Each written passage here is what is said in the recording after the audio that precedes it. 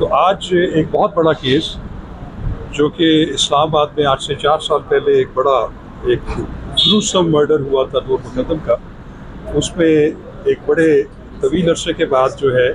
آج supreme court of Pakistan کے تین رکنی بینچ نے، جس کی قیادت جو ہے وہ مسٹر جسٹس محمد ہاشم کاکڑ کر رہے تھے، تو انہوں نے جو ظاہر ذاکر جعفر کی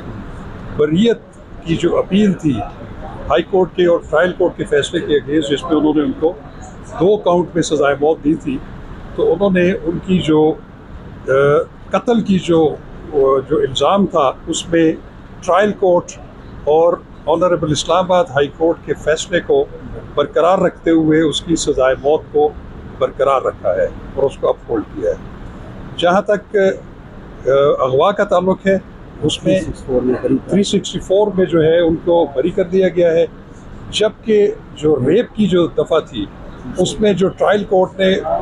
اس کو مجرم کو عمر قید کی سزا دی تھی، جو کہ اسلام آباد ہائی کورٹ نے اس کو بڑھا کر سزائے موت قرار دے دیا تھا، اس کو بھی سپریم کورٹ آف پاکستان نے جو ہے کنورٹ کر کے عمر قید میں تبدیل کر دیا گیا۔ اور جو 2 ملازمین تھے افتخار اور جان محمد، جن کو 10 سال سزا ہوئی تھی، ان کی سزا تو بحال رکھی گئی،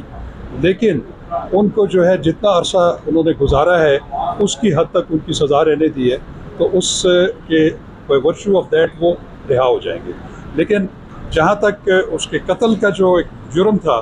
وہ جو ہے وہ نچلی کورٹ سے لے کر سپریم کورٹ آف پاکستان تک جو ہے وہ بحال رہی ہے۔ تو یہ میرا خیال ہے کہ نور مقدم کے والدین کے لیے، سول سوسائٹی کے لیے، اس ملک کے عوام کے لیے، اس ملک کی خواتین کے لیے ایک بڑا خوش آئند اور بڑا ایک ہوا کا جھونکا فیصلہ ہے۔